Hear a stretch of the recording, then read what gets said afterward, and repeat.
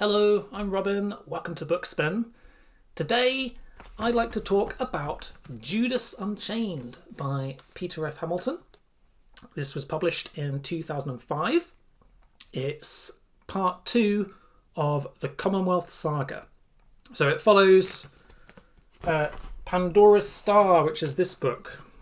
Okay? So, together, these two chunky books form a duology of epic space opera novels. Although really it's all one continuous narrative. So for practical purposes, it's really just one epic novel. But for the purposes of this review, I'm going to focus on Judas Unchained because I've already posted a review of the first book.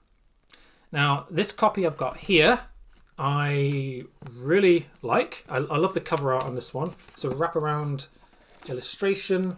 It's a first edition hardback. And furthermore, it's a signed copy. I had the pleasure of meeting Peter Hamilton last year at a book event. And yeah, he's a really nice chap. Very friendly and approachable and entertaining to listen to. So, Judas Unchained. Now, I'm going to try and keep this as spoiler-free as possible. It's kind of difficult for me to describe much of what this book is about without spoiling anything or spoiling anything from the first book. And in any case, there's so much going on.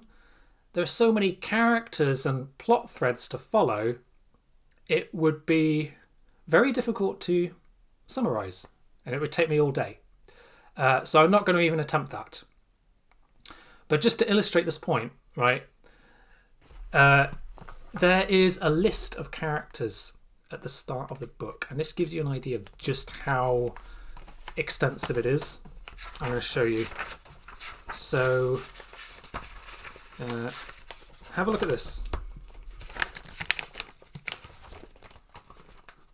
Main characters. That's just the start. There's another page. More main characters. That is a pretty long list for just main characters, right? There are plenty of supporting characters besides, which aren't mentioned here. And so that gives you an idea of what to expect. I don't think I've ever read anything with such a huge cast before. Even Proust seems kind of modest in comparison. So, anyway, I'm going to try to stick to generalities with this review rather than plot specifics, which will hopefully give you enough information to help you decide if this book and this duology is something worth investing your time in. The first thing I should say is that Book 1, Pandora's Star, as epic and intense as it is, it's mainly just setting the stage for Judas Unchained. And consequently, I think that the narrative development and the story direction has quite a distinct feel to it in each book. So in the first book, we get introduced to the Commonwealth, which is a future human society spread across hundreds of worlds. And these worlds are interlinked through wormhole gateways that allow for instantaneous interstellar travel. And it's within this society, which contains some really fascinating futuristic technology and world building, that we get introduced to a grand cosmic mystery. There's a big dumb object, which is really fascinating, and it becomes the focus and the driving force of the plot, or much of the plot, within Book 1. And we have nefarious conspiracies within the Commonwealth and an existential alien threat.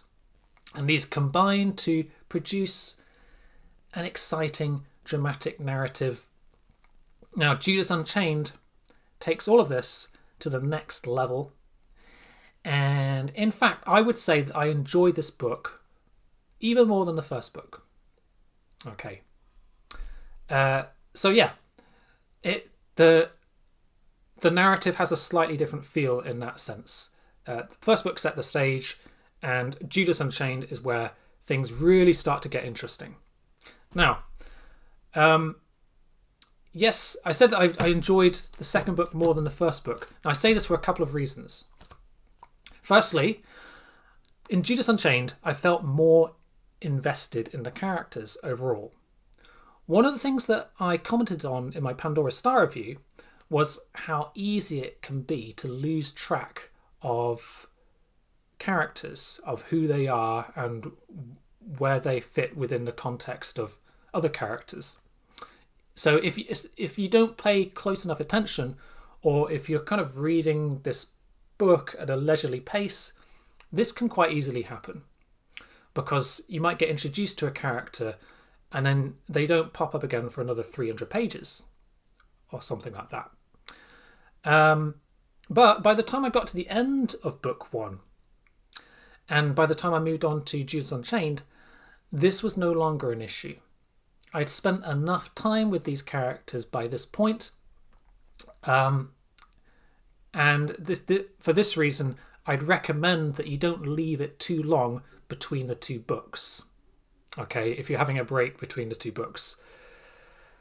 Because Judas Unchained starts straight off where the last book left. Okay, so yeah, it helped that I already knew most of the main characters quite well, and in fact, many of them grew on me over time since reading the first book. Let me give an example. Paula Mayo is one of the best known characters that Peter Hamilton has created, I think. And she's a favourite of mine. She's the chief investigator of the Intersolar Serious Crimes Directorate. And she's a great character. She's got a fascinating backstory, right? So her very personality has been shaped through psychoneural profiling, which is basically a form of genetic engineering, which is pretty controversial, and is designed to shape an individual's personality in a certain way from the point of birth, in order that they can fulfill a certain role in life. So in her case, it's to uphold the law. Now, she is just one character among many. But I think the police procedural elements of this story were done really well. And Paula has a fascinating story arc. So I always looked forward to her scenes. But there are plenty more interesting characters besides. Even some of the characters which I found less appealing, or even kind of annoying in book one, they felt like they became more complex and interesting throughout the course of the story, and I ended up caring about them more as the narrative progressed.